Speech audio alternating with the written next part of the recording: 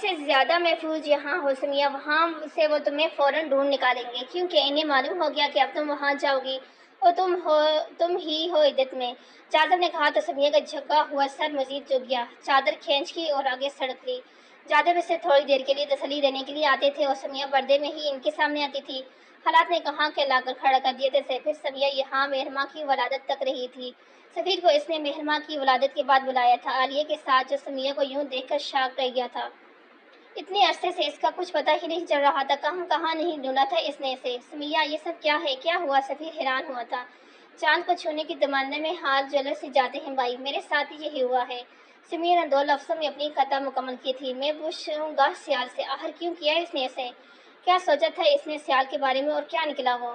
تم ہمارے ساتھ کیوں نہیں آئی؟ گھر والے اسے ڈھونڈ رہے تھے، انہیں اپنا وارث چاہیے، اور اب تو جب بیٹی ہے ابا کسی صورت میں اسے نہیں چھوڑیں گے کہ یہ ہمارے گھرانے کی پہلی لڑکی ہے۔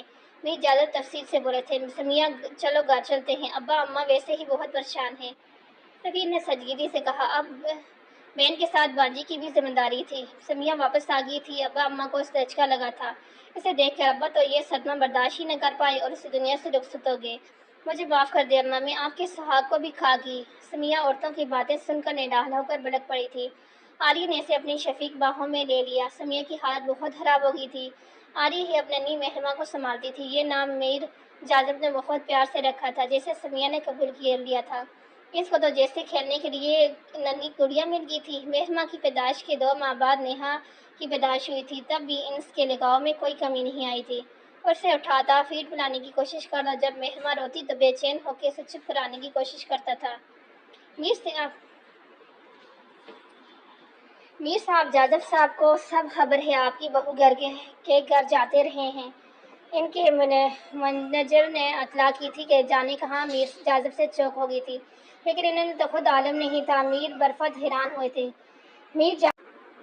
میر جاذب سب جانتے ہیں؟ اندر آتے میر جاذب چونک گئے تھے۔ وہی ہوا جس کا ڈر تھا، اس سے پہلے کہ میر برفت وہاں پہنچتے میر جاذب سفیر کے پاس پہنچ گئے تھے۔ اگر تم چاہتے ہو مہرماں سمیہ کے پاس رہے تو اسے یہاں سے لے جاؤ کہیں دور، مگر اچانک کہاں جائیں؟ سفیر پریشان ہوئے تھے۔ سنو سفیر، اس سے پہلے کہ مہرماں کے ساتھ ساتھ تمہارے بچے بھی تم سے چھین جائیں، یہاں سے جاؤ، اور ایسا کرو کینیڈا کے ویزے مل رہے ہیں وہاں چلے جاؤ۔ جو جاذب نے مشورہ دیا، مگر اس میں بھی بہت وقت لگے گا، اور پھر فیملی کو میں کیسے لے کے جا سکتا ہوں؟ سفیر نے کہا، ایک کام کرو، یہاں سے کراچی نکل جاؤ، اور ویسے بھی انسانوں کو جنگلے ہو، یہاں سب سے کہہ دو کہ تم کینیڈا جا رہے ہو ریسرچ کے لیے۔ میں بھی بابا جان سے یہی کہوں گا اور وہ تمہیں وہاں ہی ڈھونڈتے رہیں گے۔ میر جاذب کو یہی آئیڈیا بہتر لگا تھا۔ سفیر میں متفق ہو گیا تھا۔ بہن کے لیے وہ سب سے ہرا سکتا تھا، اس لیے سب کو اس نے کینیڈا کا کہہ کر کراچی کی تیاری کی اور یہاں آ کے بس کیا تھا۔ میر جاذب سے پھر اس کا کوئی رابطہ نہیں ہوا تھا۔ سمیہ نے کراچی آنے کے بعد اسکول میں جاب کر لی تھی۔ مہرماں کے لیے وہ اب بڑی ہو رہی تھی۔ کراچی آنے کے سال بھر بعد اماں گزر گئی تھی۔ اب سمیہ کو اللہ کے بعد بھائی کا ہی سہارا تھا۔ ہمیں نہیں معلوم تھا کہ ہمارا بیٹا ہی ہمارا دشمن نکلے گا۔ میر برفت میر جاذب پر داڑے۔ میں نے کیا کیا ہے؟ تم نے سمیہ کو ہم سب سے چھپایا اور ہمارے وارث کو بھی۔ کتنا اچھا لگے گا نا جب آپ کو یہ پتہ چلے گا کہ وہ وارث آپ کی پوتی ہے، ہمارے خاندان کی، اس گھر کی اکلوتی بیٹی۔ میر جاذب نے دھماکہ کیا تھا، ان کی کوئی بیٹی نہ تھی اور نہ خاندان کی۔ تو تم یہ بھی جانتے ہو؟ نیاز نے صحیح کہا تھا، بتاؤ کہاں ہے وہ؟ ہمیں اپنی پوتی چاہیے۔ میر برفت انتہا کے جذباتی ہو گئے تھے۔ پوتی کا سن کر، اور اب آپ کو وہاں نہیں ملے گی، کہیں بھی ہو، ہم انہیں ڈھونڈ نکالیں گے۔ ٹھیک ہے، پھر کینیڈا میں ڈھونڈ لیں، اگر ڈھونڈ سکتے ہیں۔ آپ کا راج اس گھر میں چل سکتا ہے، اس ملک میں چل سکتا ہے، مگر پرائے دیس میں نہیں۔ میر جاذب نے تنفر سے کہا تھا، تم نے بہت بڑی غلطی کی ہے میر جاذب، ہم تمہیں اس کے لیے کبھی معاف نہیں کریں گے۔ میر برفت کسی بے بسی کو دیکھتے مجھے معاف کرنا چاہیے بھی نہیں، میں نے جو کیا ٹھیک کیا۔ میر جاذب اٹل تھے۔ سنتے ہو میر سیال، تم باپ بن گئے ہو، وہ بھی ایک بیٹی کے، مگر تم اسے دیکھ نہیں سکتے، مل نہیں سکتے، کیا بد نصیبی ہے تمہاری۔ میر جاذب نے اسے مخاطب کر کے کہا تھا۔ میر سیال سن ہو گیا تھا، ضروری تو نہیں وہ میری ہی ہو، بکواس مت کرو سیال، جب وہ اس گھر سے گئی تھی تب ہی دہلی کے مرحلے سے گزر رہی تھی، اور اس کا ایک ایک نقش ہماری طرح ہے، سوائے ان آنکھوں کے، وہ بھی بالکل اس کی ماں کی جیسی ہیں، کالی رات کی ساری چمک لیے۔ میر سیال، کیا کھو دیا تم نے، تمہیں خبر ہی نہیں۔ میر جاذب نے اس آئینے دکھایا تھا جس میں اس کی شکل بہت بھیانک تھی۔ واقعی کیا پایا تھا اس نے، اور کیا کھویا تھا اس نے؟ پایا اس نے کم ہی تھا، اپنے غم کے ہاتھوں، کھویا اس نے بہت زیادہ تھا۔ اب نہ جانے پچھتاوا تھا یا اپنی ناک کے ٹوٹ جانے کا، ہارنے کا دکھ۔ اپنے غم کو مٹانے کے لیے اس نے ام الحوائس کا سہارا لیا اور ریش ڈرائیور کرتے ہوئے وہ جب گھر آ رہا تھا اس سے ہر جگہ سمیہ کی یاد آ رہی تھی۔ سمیہ اس کی زندگی، اس کی محبت، اس کی ضد وہ سب ہار گیا تھا، یہاں تک کہ اپنی زندگی کی بازی بھی۔ میر سے زندگی سے بھی ہار گیا تھا۔ میر برفت دل گئے تھے، میر جاذبے کا پھر قصوروار ٹھہرائے تھے، مگر اسے کوئی پچھتاوا نہ تھا۔ ننھا ہلال گھر کی بدلتی حالت دیکھ رہا تھا اور یہ اس کے لیے اچھا نہ تھا، اس لیے ہلال کو میر جاذب نے کراچی بھیج دیا تھا اور اب صرف چھٹیوں میں ہی گھر آتا تھا۔ میر برفت آج تک یہ بات نہیں بھولے تھے کہ انہوں نے سمیہ اور اس کی بیٹی کو بہت ڈھونڈا تھا، مگر وہ انہیں کہیں نہیں ملی تھی۔ کینیڈا، امریکہ، وہ وہاں ہوتی تو ملتی نہ۔ سمیہ کھانا کھا لو، کھانا کیوں نہیں کھا رہی؟ عالیہ نے اس سے کہا جو گمسم بیٹھی تھی۔ بھابھی میرا دل نہیں کر رہا۔ مہرما کے لیے کھا لو، اس لیے تو جی رہی ہوں اب تک۔ سمیہ اداسی سے بولی تھی۔ اب کیا ہوا سمیہ، تم کچھ زیادہ ہی اداس ہو؟ عالیہ نے پیار سے پوچھا۔ آپ نے آج کل اخبار نہیں پڑھا؟ سمیہ نے پوچھا۔ کوئی حادثہ پر بچوں میں لگی رہی ہوں تو وقت ہی نہیں ملتا۔ مشہور انڈسٹریٹ میر برفت کے بیٹے میر سیال کا کار ایکسیڈنٹ، جان بحق۔ سمیہ نے رٹے رٹائے انداز میں خبر سنائی۔ اوہ ہو، عالیہ کو دکھ ہوا تھا۔ آج میری بیٹی یتیم بھی ہو گئی۔ بھابھی، سمیہ سسکی۔ پلیز سمیہ، سفیر ہے نا ہم ہیں، تم فکر نہ کرو، ہم کبھی اسے کسی چیز کی کمی نہیں ہونے دیں گے۔ عالیہ نے اسے تسلی دی تھی۔ سمیہ پھیکا مسکرائی تھی۔ تو زندگی اب یوں اس نیچ پر گزرنی تھی۔ ماما میں یتیم ہوں، مہرما نے اس کا دوپٹہ تھامتے ہوئے کہا۔ کیا آپ سے یہ سب کس نے کہا؟ سمیہ پریشانی سے بولی۔ ماما، آج ان صبح جب مجھے لنچ کروا رہے تھے تو نیہا کی فرینڈ نے کہا کہ وہ مجھے کیوں ایسے لنچ کروا رہے ہیں، پھر نیہا نے کہا کہ میرے پاپا نہیں ہیں اس لیے وہ سب میرا خیال کرتے ہیں۔ ماما اب بتائیں نا، میں یتیم ہوں، میرے پاپا کہاں ہیں؟ مہرما اب بڑی ہو رہی تھی، اب اسے یہ سوال کرنے تھے۔ سمیہ کا دل پھٹنے لگا تھا۔ ماں بیٹا، آپ کے پاپا تو ہیں نا، آپ کے ماموں تو ہیں نا، پر پاپا تو نہیں، میرے پاپا کہاں ہیں؟ مہرما نے پوچھا۔ پلیز ماں، آپ کے پاپا یہاں نہیں ہیں، وہ اللہ کے پاس چلے گئے ہیں، میں ہوں نا آپ کے پاس، آپ آئندہ ماما کو پریشان نہیں کرنا، اوکے؟ سمیہ نے اسے سمجھایا، اسے رونا آ رہا تھا۔ مہرما نے اپنی سیاہ آنکھیں اٹھا کر اسے دیکھا تھا۔ عرصہ ہوا سمیہ کی سیاہ رات جیسی آنکھوں کی جوت بجھ چکی تھی۔ مہرما کے دماغ میں تب سے یہ بات بیٹھ گئی تھی کہ اپنے غم اپنے اندر ہی رکھنے ہیں۔ کیا بات ہے پارٹنر، اداس ہو؟ انس اس کے پاس بیٹھتے ہوئے بولا۔ کچھ نہیں بھائی۔ مہرما جھولے پر بیٹھی تھی، اداس، چپ چاپ۔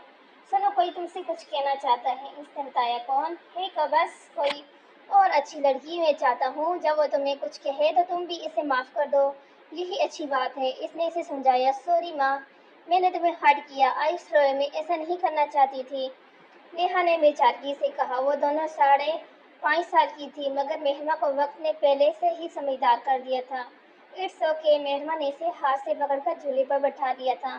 نیہا نے سچ ہی تو کہا تھا کہ وہ یتیم تھی، جس پر انس نے اسے سمجھایا تھا اور عالیہ نے ڈانٹا تھا۔ چلو اب چاکلیٹ کھاتے ہیں، پھر دادو سے سٹوری سنیں گے مزے کی، اس نے انہیں چاکلیٹ دیتے ہوئے کہا تھا۔ وقت آگے میں کچھ سڑکا تھا۔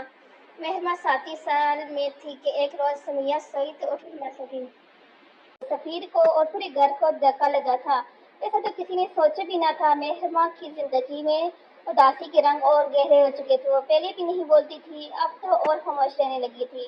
ایسے میں انس اس کا سایہ بن گیا تھا اور اسے پورا وقت دیتا تھا، اس کے ساتھ کھیلنا، باتیں کرنا، اسے ہنسانے کی کوشش کرتا۔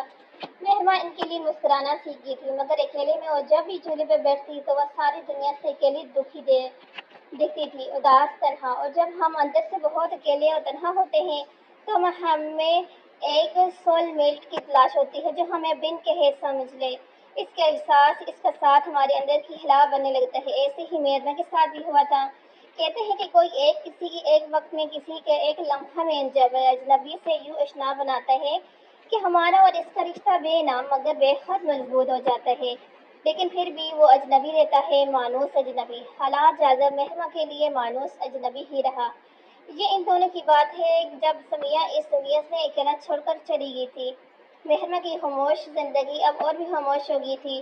سفیر صاحب کو ریڈیو سننا ہمیشہ سے پسند رہا تھا، ٹی وی سے بھی زیادہ ان کی سہل اور پرسکون زندگی کا ساتھی تھا۔ مہری یہاں ہو، سفیر صاحب نے پکارا، جو جھولے پر اداس بیٹھی انہیں ہی دیکھ رہی تھی اور ہولے ہولے اپنے بیگ پر ہاتھ پھیر رہی تھی۔ یہ بیگ اسے آخری دفعہ سمیہ نے لے کے دیا تھا، سمیہ کی نشانی۔ اس وقت یہ سب بچے سفیر صاحب سے پڑھتے تھے۔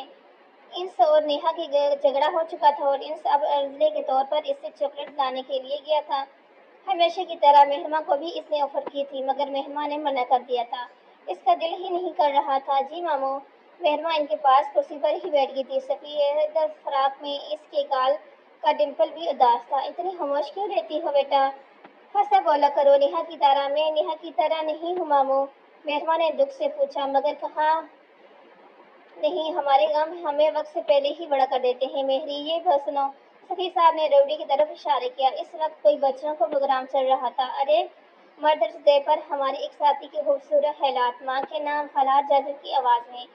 یہ پہلے تعارف تھا مہرما کا اس سے۔ ماں سوچو تو ایک عظیم جذبہ، محسوس کرو تو ٹھنڈی ہوا کا جھونکا، بولو تو شہد سے بھی میٹھا۔ ایسے ہے ماں کا رشتہ، ماں ایسے احساس جو گھر میں نہ ہو تو زندگی کا احساس ہی نہیں کوئی۔ اور مہرما اس کی اس بات پر ایمان لے آئی تھی۔ ماں ہوتی ہی تو یوں لگتا ہے دنیا ہی جنت ہے۔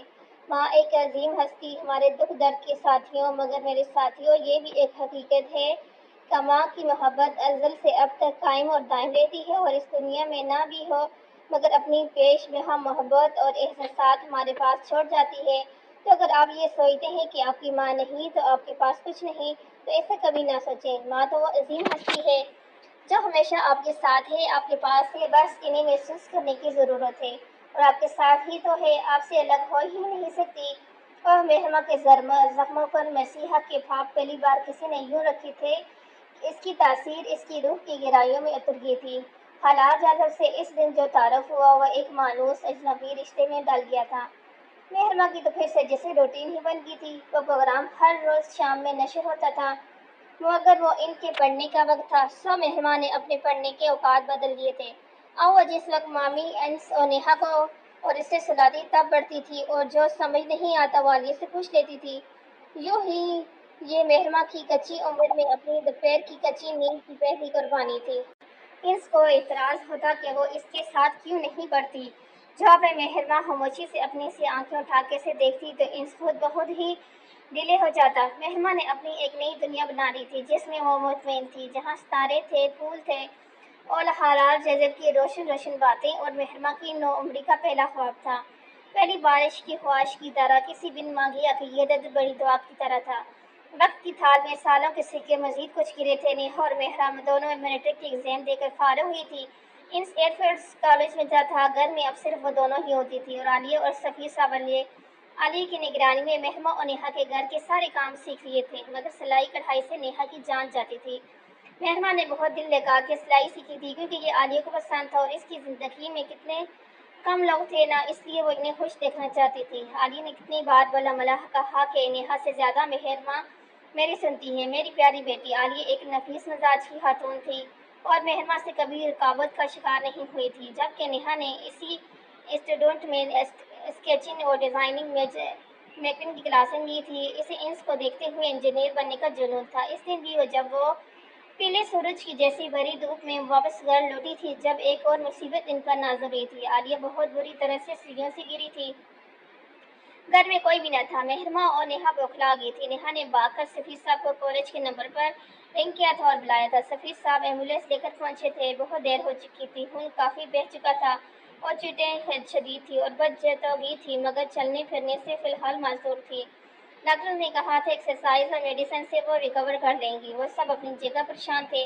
عالیہ گھر کا ایک اہم ستون تھی، اور وہ ایک جگہ کی ہو کر رہ گئی تھی۔ سو صورتحال خاصی ابتر تھی۔ انس بھی گھر آ گیا تھا، مگر کب تک؟ اس نے واپس جانا تھا۔ اسی غم میں ان کے میٹرک میں پاس ہونے کی خوشی بھی پھیکی پڑ گئی تھی۔ نیہا اور مہرما اپنی جگہ چپ تھے کہ اب کیا کریں، کیونکہ اگر وہ اب کالج جاتی تو عالیہ اور گھر کو کون دیکھتا؟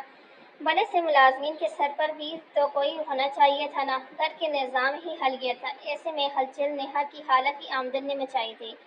سفیر بھائی اتنے پریشان کیوں ہوتے ہیں؟ نیہا ہے نا، اب بچی تو نہیں رہی نا، خیر سے میٹرک کر چکی ہے، اب سنبھالے سب، باقی تو پرایا دن ہے۔ اشارہ مہرما کی طرف تھا۔ عالیہ لاکھ اس کے ساتھ اچھی تھی، مگر عالیہ کے میک اپ والے اس کے ساتھ ایسے کبھی نہیں رہے تھے جیسے نیہا اور انس کے ساتھ تھے۔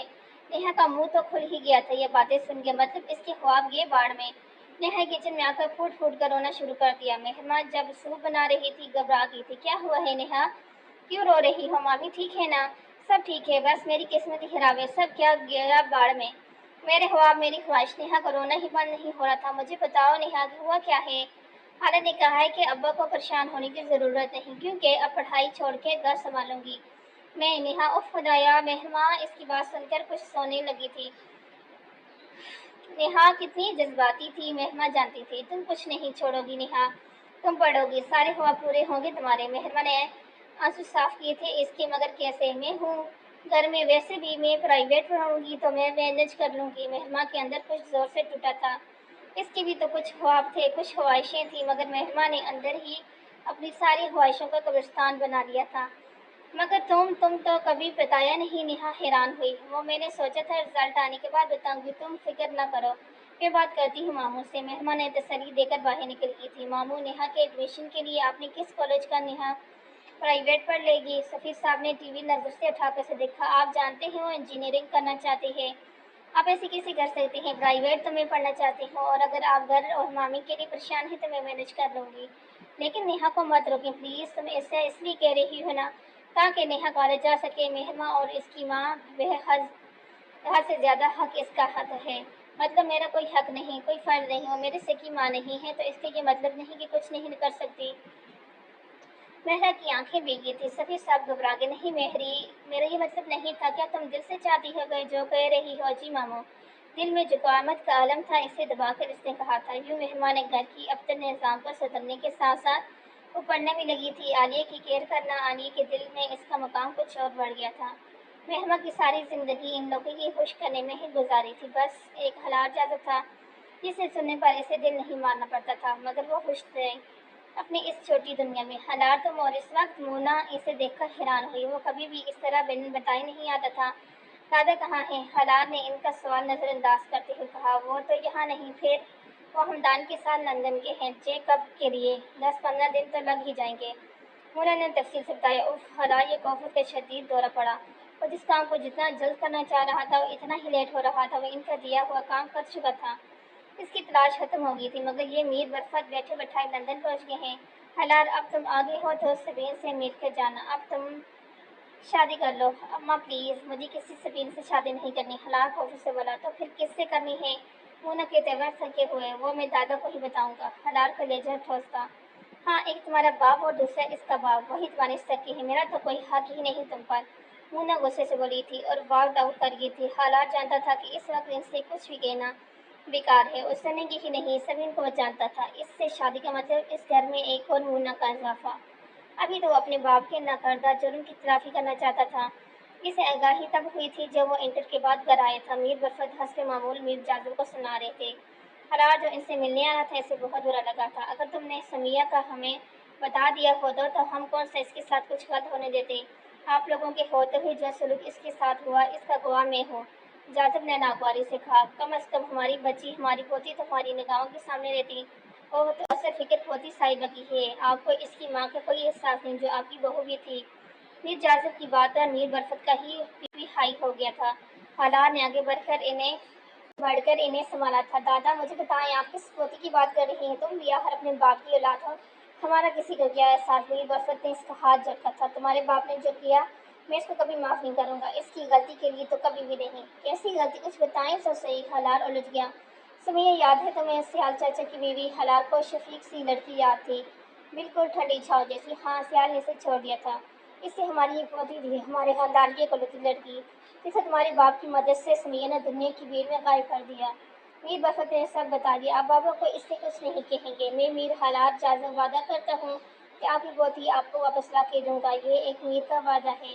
حالات سے باپ کی بے عزتی برداشت نہیں ہوئی تھی اور باپ سے بہت اٹیچ تھا، اس لیے وعدہ کر بیٹھا جس میں آج سرخرو ہوا تھا، مگر اب اسے کچھ دن اور انتظار کرنا تھا۔ صبح ناشتے کی میز پر مونے نے ایک بار پھر حالات کو قائل کرنے کی کوشش کی تھی، مگر اس نے ایک بار پھر انکار کر دیا تھا۔ جب دل میں کوئی اور ہو اور حاصل بھی ہو سکے تو پھر کیوں ایک ناپسندیدہ ہستی کے ساتھ زندگی گزاری جائے؟ یہ حالات نے سوچا تھا۔ تم اس گھر کے بڑے بیٹے ہو، تمہاری وجہ سے باقی سب بھی یوں ہی پھر رہے ہیں۔ عدیل بھی اچھی خاصی عمر کا ہونے والا ہے۔ اماں جان، میری طرف سے کوئی پابندی نہیں ہے، مجھے جب کرنی ہوگی میں کر لوں گا، آپ اگر عدیل کی کرنا چاہتی ہیں تو کر لیں، مجھے دادا دان کا انتظار ہے۔ حالات نے چائے کا کپ رکھتے ہوئے کہا۔ نا والے میں کون سی گدر سنگی لیے بیٹھے ہیں اپنے دادا کے لیے اس عمر میں؟ مونا نخوش سے بولی تھی۔ حالات خاموشی سے ناشتہ کرنے لگا تھا۔ سفیر ہاؤس میں بھی ناشتے کی میز سجی ہوئی تھی۔ نیہا نے آج میتھی کے پراٹھے کھانے کی فرمائش کی تھی اور اسی پر وہ عالیہ سے باتیں سن رہی تھی۔ کبھی خود بھی ہاتھ پیر ہلا لیا کرو، ہر وقت ماں کی جان میں بڑھ مشکل میں ڈال دیتی ہو۔ ہے ماں، سچ بتاؤ میری وجہ سے کیا تمہیں مشکل ہوتی ہے؟ نیہا نے ماں سے بیچاری نہیں، اور مامی ویسے بھی نیہا صرف اتوار کو تو ہی ڈھنگ سے ناشتہ کرتی ہے، اور مجھے کوئی مسئلہ نہیں۔ ویسے بھی ماؤں لوگوں کے لیے انتظام تو کرنا تھا ہی۔ مہمان نے ان کو چائے کا کپ دیتے ہوئے کہا، ماؤں اب تک سو رہی ہے اور ہالو بھی؟ نیہا سیدھا ہوتے ہوئے بولی، ماوی نیہا کی خالہ زاد کزن تھی اور اسلام آباد سے کراچی آئی ہوئی تھی پڑھنے۔ اس کے ابا اسے یہاں چھوڑنے آئے تھے، انکل تو ماموں کے ساتھ واک پر نکلے تھے، اور ہاں ماوی ابھی تک سو رہی ہے۔ مہمان نے بتایا تو نیہا سر پہ ہلانے لگی تھی۔ ویسے بھی خالی پیٹ تھی، اس کا دماغ ذرا کم چلتا تھا۔ ماموں دونوں جاگ گئے۔ ماوی نے پیچھے سے آ کر ان دونوں کا بازو مہرماں کے گرد لپٹ دیے تھے۔ مہرماں بیچاری گھبرا کر رہ گئی تھی۔ ماوی کسی آندھی کی طرح آئی تھی۔ اف کزن کیسی ہو؟ نیہا جوئی سے اس سے ملی تھی۔ ان کا ملنا بہت کم ہوتا تھا، اسلام آباد تو کتنا عرصہ وہ لوگ گئے ہی نہیں تھے، نہ وہاں سے کوئی یہاں آیا تھا۔ سچ میں نیہا پتہ ہے اتنا مس کرتی تھی میں سب کو، خالہ کو، تمہیں، مہری اور انس کو۔ ویسے یہ انس کہاں ہے کہاں؟ ماوی نے یاد آنے پر پوچھا۔ وہ ایسے ہے کہ تم بیٹھ کر ناشتہ کرو پھر باقی باتیں کرتے ہیں، مہرماں بوجھل دل لہجے میں بولی تھی۔ اس کی وجہ سے تو ہی وہ شہر بدر ہوا تھا۔ انس بھائی آج کل دوسرے شہر ہوتے ہیں، کس کورس کے سلسلے میں؟ نیہا نے بتایا، ہاں بھائی یہ فوجیوں کی پیر میں بڑے چکر ہوتے ہیں۔ ماوی نے نیہا کے پاس بیٹھتے ہوئے کہا، کتنے فوجیوں کو پتہ ہے تمہیں؟ کتنے پر پی ایچ ڈی ہے محترمہ؟ نیہا کو برا لگا، میں نہ تو صرف ایک فوجی کا پتہ رکھنا چاہتی ہوں، اس پر پی ایچ ڈی تو کیا ڈی لیٹ بھی؟ ماوی نے مزے سے کہا، ہے کیا؟ نیہا خنک ہوئی تھی پل میں۔ کچھ نہیں یار مہری جی جان، ناشتہ ملے گا کیا؟ سچ بہت بھوک لگی ہے۔ ماوی نے بات پلٹ دی تھی، کھلا رہی ہوں، مہرماں نے کچن سے آواز لگائی تھی۔ کچھ دیر میں سفیر اور ماوی کے ابو بھی آ گئے تھے۔ عالیہ کو انس شدت سے یاد آیا تھا۔ سب جمع ہیں ناشتے پر، بس ایک میرا پردیسی بیٹا نہیں، عالیہ نے کہا تو مہرماں چپ سی ہو گئی تھی۔ ماحول ایک دم بوجھل ہو گیا تھا۔ بھائی آ جائیں گے اماں، 5-6 دن میں میری کل ہی بات ہوئی ہے، نیہا نے انہیں تسلی دی۔ آنٹی وہ آ جائیں گے، اور ہم ہیں نا آپ کی اداسی دور کرنے کے لیے، آپ فکر نہ کریں، ماوی نے لاڈ سے کہا۔ وہ ویسے بھی خوش مزاج سی لڑکی تھی۔ ویسے تمہارے سڑو بھائی کو کوئی لڑکی ملی ابھی تک کہ نہیں؟ ماوی نے نیہا کے کان میں گھس کر بولا، کیا سڑو اور میرا بھائی؟ ویسے تمہیں میرے بھائی کی اتنی فکر کیوں ہے؟ ہاں نیہا نے اس سے گھورا، لو ایمے یار لاسٹ ٹائم وہ اسلام آباد آئے تھے، مجھے گھر آنے میں دیر ہو گئی تھی، اتنا سنایا کہ میرے کان لال ٹماٹر ہو گئے تھے، اور جب میں نے کہا کہ یہ اسلام آباد ہے، یہاں ایسے ہی ہوتے ہیں، تو ان کا منہ سڑے کریلے جیسا ہو گیا تھا۔ ماوی نے کہا، وہ دونوں سرگوشی باتیں کر رہی تھی۔ اچھا میرے بھائی کریلا اور محترمہ ٹماٹر، بیٹا تمہاری تو ایسی چٹنی بناؤں گی کہ یاد کرو گی، ٹماٹر کی بھی ایسی چٹنی نہیں بنتی ہوگی۔ نیہا نے اسے گھورا، مہرماں جی آپ تو بڑی مشہور ہو رہی ہیں، آپ کی آواز کی دھوم تو ہمارے اسلام آباد تک ہے۔ ماوی نے ایک بار پھر مہرماں کو مخاطب کیا، توبہ واقعی میں ماوی بہت بولتی تھی، کان کھا جاتی تھی۔ نیہا نے سوچا، ارے یہ تو بس نیہا کی وجہ سے۔ ماں نے کہا، اگر آپ کو نیہا نے کہا تھا اس فیلڈ کا تو بہت اچھا کیا، یہ فیلڈ آپ کو سوٹ کرتی ہے، میں نے 2-4 مرتبہ آپ کا انویٹیبل ٹائم سنا ہے، اٹس واز بیسم، آپ نے ابھی تو توصیفی لہجے میں کہا تھا۔ مہرماں انکساری سے مسکرا دی تھی، شکر ہے نیہا بی بی نے بھی کسی کو ڈنکش مشورہ دیا، ورنہ اس سے پہلے تو سب کی لٹیا ہی ڈوبی ہے۔ ماوی نے کہا تو نیہا کو چڑھایا، نیہا منہ میں نوالا ہونے کی وجہ سے صرف بھول کر رہ گئی تھی۔ مہرماں پی ایم نے اسے پکارا، یس میں 2 گھنٹے کا مزید شو کر سکتی ہو ابھی؟ مہرماں نے وقت دیکھا، نینا آسمان اندھیرے کے باعث سب سیاہ پڑ رہا تھا، ابھی نہیں 9 بجے، تقریباً 1 گھنٹے بعد۔ پی ایم نے کہا تو مہرماں چپ پڑی تھی، یہ تو حالات جازب کے شو کی ٹائم ہے نا؟ یہ تو مہرماں کی زبانی یاد تھا، ہاں بٹ وہ شہر میں نہیں، اپنے گھر مری گیا ہے، پی ایم نے بتایا۔ اوہو تو حالات کا تعلق مریض سے ہے؟ مہرماں کو ایک نئی بات پتہ چلی تھی، اوکے میں گھر انفارم کرتی ہوں، اصل میں تمہارا انداز حالات جازب کی طرح بڑی بڑی باتیں چھوٹے چھوٹے اور خوبصورت لہجے میں کہنے کا جو فن تمہارے اور اس کے پاس ہے وہ کسی اور کے پاس کہاں؟ پی ایم نے اس کی تعریف کی تھی، تو اب آپ کی محبت اب میرے لفظوں اور سوچوں سے بھی جھلکنے لگی ہے۔ مہرماں نے نگاہیں جھکا کر سوچا تھا، حالات جازب کی جگہ اسے شو کرتے ہوئے 4 دن ہوئے تھے، آج بھی وہ کینسل آپریٹ کرتے ہوئے اس کی جگہ بیٹھی تھی۔ حالات کو سننے والوں کی ایک بڑی تعداد تھی، اور سب اس کی بے وقت خیر حاضری کی سبب جاننا چاہ رہے تھے۔ اپنی 17 سالہ کیریئر میں اس نے کبھی ایسا نہیں کیا تھا۔ آپ لوگوں کی محبت اور عنایت کا بہت شکریہ، اور آج جب میں نے یہ آپ سب کی توجہ اور محبت حلال کے لیے دیکھ رہی ہوں تو مجھے آج اس بات کا مفہوم پوری طرح سمجھ آ گیا ہے کہ ریڈیو ایک جادو ہے، ایک طلسمی دنیا फ्रेंड्स मगर ये चार्म रेडियो को नहीं होता सिर्फ बल्कि radio is power not because of the microphone but the one who set brain in the microphone. वाकई ये शहर तो इस माइक का हक अदा करने वाले शख्स के है जिसमें हम सब झगड़े बहुत दूर निकल जाते हैं लेकिन वो अपनी जगह पर कायम रहता है। मेहरमा खोई खोई लहजे में बोल रही थी। मीर हलाल लफ्ज़ों का शहर था और मेहरमा इतने बरसों से इसकी मोहब्बत में जिगरी हुई थी। मेहरमा ने बात पूरी करने के बाद सॉन्ग प्ले किया था और माइक ऑफ करके नजरें उठाई थी तो साफ लगी थी। मीर हलाल दोनों हाथ सीने पे बांधे इसे ही देख रहा था। मेहरमा को लगा कायनात जैसे साग लोग। क्या बाकी मेहरमा इतनी तासीर होती है किसी के लफ्ज़ों में कि हम इसके बेदाम गुलाम बन जाएं। हालात दोनों हाथों का दबाव मेज पर डालते हुए इससे बोला था, ये गुलामी नहीं हकीकत मंदी होती है बेगर्ज मोहब्बत। मेहरमा ने बमुश्किल कहा था। और फिर कहीं ये मोहब्बत इस ज़माने की भीड़ में यूं गुम हो जाती है कि मिल ही नहीं पाती। हलाल यकदम तल्ख हुआ था। जी, मेहरमा चूक कर बोली थी, मैं समझी नहीं, आप समझ भी जाएंगी तो जान भी जाएंगी। हलाल ने इसे बगौर देखते हुए कहा था। मेहरमा घर लौटी थी सफ़ीर के साथ लॉन्च में ही इंस मिल गया। इंस आप आ गए। मेहरमा को ऐसे देखकर खुश हुई थी। वापस चला जाऊं? इंस का लहजा सर सा था। मैंने ये तो नहीं कहा इंस प्लीज़, आप ऐसे मत करें। मेहरमा ने इसे देखते हुए बोली थी। ये इसका और इंस का तो ना था जिसको वो जानती थी। वो इसे दुख देने का सोच भी नहीं सकता था। क्या कर रहे हो? तुमने कहा छोड़ दो तो छोड़ दिया अब तुम्हें, अब और क्या करूं? इसने तल्खी से कहा। इंस प्लीज़ आप यूं घर से दूर मत हो। मामी को मामू को ज़रूरत है आपकी। मेहरमा यहाँ अगर मैं रहा ना तो पता है तुम सुकून से नहीं रह पाओगी। ना जाने कब मुझ पर रकाबत तकालब हो जाए और तुम बेसुकून हो जाओ। ऐसे में हरगिज़ नहीं चाहा। हम जिनसे मोहब्बत करते हैं ना, अच्छी लड़की इसे खुश रखते हैं चाहे खुद ही बेसुकून क्यों ना हो जाए। इन कबरू लहजे में बोलता हुआ इसके पास से दूर हो गया था। मेहरमा बेजान सी सोफे पर बैठ गई थी। इस औरत के कर्ब का अंदाज़ा आप कभी नहीं लगा सकते जिसे इन दो मर्दों में से किसी एक का इंतखाब करना हो। एक वो जिसे वो चाहती है और एक दूसरा वो जैसे चाहता हो। खलील जबरान ने वाकई कितना दुरुस्त कहा था। दादा आप हलाल मीर बरफत को अपने घर देखकर चूक गया उठा था। हाँ हमने सोचा मीर हलाल के घर भी हो जाएं। अच्छा हुआ आप आ गए, मुझे आपको कुछ बताना है। हलाल इनके पास बैठते हुए बोला, क्या बताना है बेटा? मीर बरफत गौर से इसकी शक्ल देखी। मुझे आपसे एक वादा चाहिए। मैं जो आपको बताने लगा हूँ वो मेरी तरजीहात में हायल नहीं होगी क्योंकि इसका ताल्लुक आपसे है मुझसे नहीं। हालात क्या पहेलियाँ बुझवा रहे हो? साफ बात बताओ। मीर बरफतुल जे मैंने इन्हें ढूंढ लिया है दादा। मैंने आपकी पोती ढूंढ ली।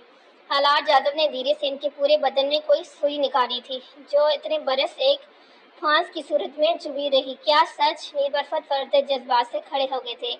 कहाँ है मेरी बच्ची? मुझे इससे मिलना है। और समिया वो कहाँ है? कहीं इसने दूसरी शादी तो नहीं कर ली? मीर बरफत को एक नई फिक्र लाहक हुई थी। वो अब इस दुनिया में नहीं है। आपकी पोती यहीं इसी शहर में अपने मामू के साथ रहती है। हालात ने हौले से बताना शुरू किया। ओह नहीं, समिया भी चलेगी और इसका मामू मतलब सफ़ीर यूसुफ।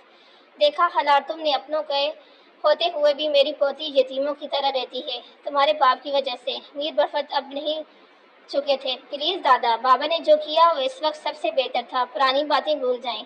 और आपकी पोती कोई यतीमों की तरह नहीं रहती। इसके मामू ने इसकी अच्छी तरबियत दी है, वो अच्छे माहौल में रही है। हालात को इस दिन का मंजर याद आया जब वो मेहरमा को छोड़ने इसके घर गया था।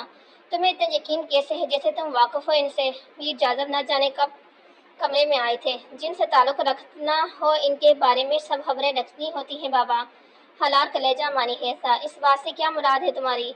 और तुम इसमें के मामू से इतनी तरफदारी क्यों कर रहे हो? मीर बरफत ने कहा और वो पोते के रंग दंग से देख रहे थे। मैंने आपसे जो कमिटमेंट की थी वो पूरी होगी। कल मैं आपको वहाँ ले जाऊंगा, फिर आपकी मर्जी जो चाहे। हलार ने इनकी बात पलटी थी। मीर हलार तुम्हारी कुछ कह रही है? फिर जब याद आया तो पूछ बैठे। हलार ने सवाली नजर से कहा, तुम अपनी शादी के बारे में ऐसे क्या बात है जो मुझसे और अब्बा से करना चाहते हो और अम्मा से नहीं? मीर जाजब ने पूछा। अम्मा के लिए मेरे दिल में बहुत इज्जत है बाबा, लेकिन यह भी एक हकीकत है कि इनकी मिजाज से हम सब वाकिफ हैं। इसलिए मैं ऐसी कोई बात इनसे नहीं करना चाहता जो इनकी मिजाज के खिलाफ हो। लेकिन ये बात मेरे लिए बहुत इंपॉर्टेंस रखती है, इसलिए आप दोनों से कहना ज़रूरी है। हालात साफ लफ्ज़ को। मीर बरफत उलझे। सफ़ीर साहब को जानते हैं आप? मेहरमा के मामू, इससे मुतल्लिक है ये बात। क्या मतलब? मीर जादब चूके थे। मतलब ये कि मैं इनकी बेटी नेहा सफ़ीर से शादी करना चाहता हूँ। हालात ने धमाका किया था। कमरे में मौजूद दोनों नफीस सुन बैठे रह गए थे। ये क्या कह गया था हालार? सूरज मगरब से निकल सकता है तो इन दोनों کہ نفیس کو تب بھی اتنا حیرت نہ ہوتی جتنی حالات جادب کی بات سن کر ہوئی تھی۔ وہ واقعی شاک رہے تھے۔ اتنے برس کے بعد اگر کوئی لڑکی ملی بھی ہمارے پوتے کو تو پوری دنیا کی لڑکیوں کو چھوڑ کر صرف سفیر یوسف کی بیٹی۔ میر برفت تلخی سے بولے تھے، اس میں اتنا حیران ہونے والی کیا بات ہے دادا؟ مجھے وہ اچھی لگی، ہر لحاظ سے پرفیکٹ، اور انجینئر بن رہی ہے۔ حلال اپنی بات کو پرسکون لہجے میں کہہ رہا تھا، مگر اس کا لہجہ اٹل تھا۔ ہمارے گھر کے مردوں کو کیا وہی گھر ملا ہے شادی کے لیے؟ میر برفت تنفر سے بولے، دادا آپ مجھے سیال چاچا کے ساتھ کمپیئر مت کریں، میں بیچ راہ میں سے چھوڑ کر جانے والوں میں سے نہیں ہوں۔ حالات نے یہ بات کہہ کر ثابت کر دیا کہ واقعی اکڑ پن میں اسی خاندان پہ گیا تھا۔ اس وقت وہ میر جازب کو میر سیال کا ہی پرتوڑ لگا، ضدی اکڑ اور ہی خاندانی اکڑ۔ میر حالات اسی گھر میں ہماری پوتی بھی تو ہے، تو تم اسے بھی تو پسند کر سکتے تھے نا، یا تمہاری قریب کی نظر کمزور ہو گئی ہے؟ میر برفت نے شفقت کیا، دادا نیہا میرے معیار پر پوری اترتی ہے، وہ جتنی محبت آپ کی پوتی سے کرتی ہے شاید ہی کسی سے کرتی ہو۔ شی از پرفیکٹ۔ آپ لوگ ان کے گھر رشتہ لے کے جائیں گے؟ حالات نے پوچھا تھا۔ تم پوچھ رہے ہو یا حکم دے رہے ہو؟ ہم اس خاندان سے مزید کوئی رشتہ نہیں جوڑنا چاہتے۔ خلا یہ خیال دل سے نکال دو۔ ہاں اگر تمہارا انتخاب ہماری پوتی ہوتی تو ہم اسی وقت تمہارا رشتہ وہاں لے کے جاتے۔ میر برفت کی بات پر حلال کا دل چاہا پوتی صاحبہ کو ہی شوٹ کر ڈالے۔ میر برفت زبردستی اس کے ساتھ اس کا ناطہ جوڑنا چاہ رہے تھے۔ میں آپ سے کہہ رہا ہوں دادا، میری جو کمٹمنٹ آپ کے ساتھ تھی وہ میں نے پوری کر دی۔ میرا کام آپ کی پوتی کو ڈھونڈنا تھا، نہ کہ اس سے شادی کرنا۔ شادی تو میں نیہا سے ہی کروں گا، یہ آپ لوگ سن لیں۔ حلال نے اسپاٹ لہجے میں کہا، تم نے یہ فیصلہ اچھی طرح سے سوچ سمجھ کے کیا ہے یا جذباتی ہو رہے ہو تم؟ میر جازب بہت دور بعد بولے تھے، بابا میں کوئی ٹین ایج نہیں ہوں، ایک میچور انسان ہوں جو 30 سال کی عمر کو پہنچنے والا ہے۔ یہ فیصلہ میں نے بہت سوچ سمجھ کے کیا ہے۔ نیہا یہ میری پسند ہے، آپ جانتے ہیں جس فیلڈ میں ہوں اگر مجھے جذباتی فیصلے کرنے ہوتے تو بہت موقع تھے ایسے، بٹ آپ مجھے جانتے ہیں۔ حالات باپ کو ہی دیکھ کے بول رہا تھا، ٹھیک ہے وہ سفیر کی بیٹی ہے اور سب سے بڑھ کر تمہاری پسند، ہم تمہارا رشتہ لے کے جائیں گے۔ میر جازب کی بات سن کر میر برفت غصے میں آ گئے تھے، ہرگز نہیں، اس سفیر کی وجہ سے ہماری پوتی ہماری بچی ہم سے اتنے سال دور رہی، اسے سزا دینے کے بجائے ہم اس کی بیٹی مانگیں، میں افشاں بڑی بر دیں، پتہ بھی نہیں۔ بابا پلیز، آپ کیوں ایک بار پھر سیال والی کہانی دہرانا چاہتے ہیں؟ میں اپنے بیٹے کا دل نہیں توڑ سکتا، اتنے سال کے بعد اگر اسے کوئی لڑکی ملی ہے تو یقیناً ہمارے معیار کی ہی ہوگی۔ اور بابا ذرا مہرماں کا بھی تو سوچیں، ہم جب اس سے ملے تو اس کے لیے اجنبی ہی ہوں گے اور اس سے زیادہ قریبی۔ اس سے خوشی ہوگی اگر ہم ان لوگوں سے رشتہ جوڑیں گے، اس طرح وہ ہم سے بھی قریب ہوگی۔ میر جازب نے انہیں ٹھنڈا کرنا چاہا، تو وہ دور بھی تمہاری وجہ سے ہوئی تھی، کس نے کہا تھا اسے ہماری نظر سے دور کرو؟ میر برفت نے انہیں سنائی، دادا پلیز، بابا نے جو کیا وہ ٹھیک تھا، وہ کیسے ایک ماں سے اس کا بچہ چھین سکتے تھے؟ آپ بابا کو برا بلا کہنا بند کر دیں، آپ کو آپ کی پوتی مبارک ہو۔ حالات ناگواری سے بولا تھا، حالات تم جاؤ، میں تھوڑی دیر بعد خود تمہارے پاس آتا ہوں۔ میر جازب نے بابن سے لیا کہ ابھی حالات آؤٹ آف کنٹرول ہو جائے گا، اس لیے اسے کنٹرول کرنا چاہا تھا۔ بابا نیہا میری محبت ہے اور میں پسند ہے اور وہی میری زندگی کے ساتھی بنے گی۔ حالات نے صاف اقرار کیا تھا، نہ جانے میر جازب کو اس کی بات سن کر دکھ کیوں ہوا تھا، شاید اس لیے کہ اندر ہی اندر وہ بھی مہرماں اور حلال کو ساتھ دیکھنا چاہا تھا، اور اس شہر میں ہی کہیں دور اس دیوانی مہرماں کے ہاتھ سے پھول چنتے یوں ہی گرے تھے، مہرماں کے ہاتھ بالکل خالی ہو گئے تھے اس کے دل کی طرح۔ بابا مان جائیں، اس طرح مہرماں بھی ہمارے گھر ایڈجسٹ ہو جائے گی، جب اس کے ساتھ اس کی زندگی ساتھی ہوگی۔ میر جازب باپ کو منانے کی ہر ممکن کوشش کر رہے تھے، ہوں تم جاؤ، صبح بات کریں گے۔ میر برفت نے جانے کا اشارہ کیا، میر جازب اٹھ کر کھڑے ہو گئے، جانتے تھے باپ کا یہ انداز پتھر کو چونک تو لگی تھی۔ سفیر یوسف، تمہاری وجہ سے 30 سال ہم اپنی بچی کی شکل دیکھنے کو ترسے، اب تمہاری باری ہے، قدرت نے ہمیں موقع دیا ہے بدلے کا، اب تمہاری باری ہے، تم ترسو گے اپنی لاڈلی بیٹی کے لیے، اس کی آواز کے لیے بھی۔ میر برفت نے لاٹھی گھماتے ہوئے تنبیہ کہا، کیا تھا سفیر؟ عالیہ نے پکارا، جی بیگم صاحبہ، ہماری یاد کیسے آ گئی آپ کو، یقیناً کوئی کام ہوگا۔ سفیر صاحب اخبار رکھتے ہوئے بولے، کام کچھ بھی نہیں سفیر، مجھے کچھ کہنا ہے، انفیکٹ ڈسکس کرنا ہے۔ عالیہ سنجیدہ تھی، کہو۔ سفیر صاحب بھی سنجیدہ ہوئے، اس کے بارے میں آپ نے دیکھا اسے کتنے دن گھر نہیں آتا، میں چاہتی ہوں اس کی شادی کر دیں، تو ہمیں گھر بیوی ہوگی تو ویسے گھر کی بھی یاد آئے گی۔ عالی کی بات سفیر صاحب سوچ میں پڑ گئے، واقعی اس کی اب شادی کی عمر بھی ہو چکی ہے اور اس کی جاب بھی بہت ٹف ہے، تو کوئی بھی ہے تمہاری نظر میں؟ سفیر صاحب، ارے اس میں ڈھونڈنے والی کیا بات ہے، اپنی مہرماں ہے نا، مجھے تو بہت پسند ہے اس کے لیے ہمیشہ سے۔ عالیہ بیگم جوش سے بولی تھی، نہیں عالیہ، مہرماں نہیں، اس سے نہیں ہو سکتی اس کی شادی سفیر صاحب نے انکار کیا۔ ارے کیوں، کیا کمی ہے ہمارے بچے میں؟ آپ ایسے کیوں کہہ رہے ہیں؟ عالیہ حیران ہوئی۔ انس نے منع کیا ہے، سفیر صاحب نے بتایا۔ مگر کیوں؟ وہ تو اس کا اتنا خیال رکھتے ہیں، مجھے تو لگا تھا کہ وہ اسے پسند کرتا ہے۔ عالی بیگم نے الجھتے لہجے میں کہا، لگتا تو مجھے بھی یہی تھا، اس لیے میں نے اس سے پوچھا تھا، مگر اس نے صاف انکار کر دیا۔ وہ نہ فی الحال شادی کرنا چاہتے ہیں اور مہما سے تو بالکل بھی نہیں۔ سفیر صاحب نے انہیں بتایا، نہ جانے کیا ہے اس لڑکی کے دماغ میں، مجھے تو اب مہما کی فکر ہے۔ عالیہ پریشان ہو کے بولی تھی، وہ انہیں بہت پیاری تھی، میں نے کہا ہے 2-3 لوگوں سے مہما اور نیہا کے لیے۔ سفیر صاحب نے کہا، مگر لوگ کیا کہیں گے کہ گھر کے اتنا اچھا لڑکا چھوڑ کے ہم اسے باہر کیوں بہا رہے ہیں؟ عالیہ کو ایک نئی فکر لاحق ہوئی تھی۔ آپ فی الحال ایسا مت سوچیں، اللہ مسبب الاسباب ہیں، سفیر نے تسلی دی تھی۔ عالیہ ایک ٹھنڈی سانس بھر کے رہ گئی تھی، نہ جانے مہما کے نصیب میں کیا لکھا تھا۔ مہری جی، آپ شادی کب کر رہی ہیں؟ ماوی نے چپس کھاتے ہوئے دلدلی سے کہا، جیسے صدیوں پرانی جان پہچان ہو۔ کیا؟ مہما کلینک چھوڑ کر اس کی منہ دیکھنے لگی۔ اس نے ناگواری سے اسے اپنی کزن کو دیکھا جس نے بک بک میں ڈگری لے رکھی تھی۔ ماں کو تو چھوڑو، تم بتاؤ، تم کیوں ہر پرپوز ریجیکٹ کرتی ہو؟ نیہا نے اسے آڑے ہاتھوں لیا۔ مہما کی مشکل آسان ہوگی، کچھ خاص نہیں، چھوڑو اسے، ایک لطیفہ سناؤ، اس کو آپ سنائیں گے؟ سچ بہت مزے کا ہے، سنیں گے؟ ماوی نے کہنے کے ساتھ پٹھارا لیا تھا۔ ان سے اسے نظر انداز کر کے ٹی وی کی جانب متوجہ ہو چکا تھا۔ اچھا ذرا سنانا مس لطیفہ، نیہا نے کہا۔ ایک مرغی کو بہت غصہ تھا، وہ مرغی کے پاس گیا اور اس سے کہنے لگا، تم نے میرے رشتہ چھوڑ کے کوے میاں کے لیے کیوں ہاں کی ہے؟ مرغی نے اسے دیکھا اور شرماتے ہوئے بولی، وہ اماں ابا کی خواہش تھی کہ دولہا ایئر فورس میں ہو۔ ماوی نے کن اکھیوں سے انس کو دیکھتے ہوئے کہا تھا، جو بنیادی سے بھی سیدھے دل کی دھڑکنیں لڑکا رہا تھا۔ انس کی اس کے لطیفے پر اسے دیکھا تب ماوی کو پہلی بار لگا کچھ غلط ہوا ہے۔ انس کی کرنچی آنکھوں میں جیسے سیدھا شرارے نکل رہے تھے۔ مہما اور نیہا ایک دوسرے کو دیکھنے لگی، یہ تو سیدھا انس پر ہی اٹیک تھا۔ انس اسے گھورتے ہوئے اٹھ گیا تھا۔ لاؤنج میں مکمل خاموشی ہو گئی تھی۔ میں نے ایسا بھی کیا کہہ دیا؟ ماوی حیرانگی سے بولی، اور زمانے بھر کی گونگی میرے بھائی کو کوا ہے یا تم مرغی ہو؟ کیا ضرورت تھی یہ بکواس لطیفہ سنانے کی؟ نیہا نے اس کی کلاس کی تھی۔ میں نے انس کو تو کچھ نہیں کیا، ماوی نے انجان بن کے کہا۔ کہا بھی نہ، کہنا بھی مت، اور تم بھی کچھ مجھے سمجھ میں آ رہا ہے، نیہا نے کمر پر ہاتھ رکھ کے کہا۔ ایویں ہوا ایسے بھی کون سا سرحاب کے پھول لگے ہیں تمہارے بھائی میں؟ اگر ہنسنا نہیں ہے تو باتیں بھی تو مت سنائے۔ ماوی چڑکی تھی، پچھلے جہنم میں تم یقیناً شاہی مسحر ہی رہی ہو۔ نیہا نے اس کی بدلہ لیا۔ واٹ میں مسحری؟ ماوی کو تو صدمہ ہی لگ گیا۔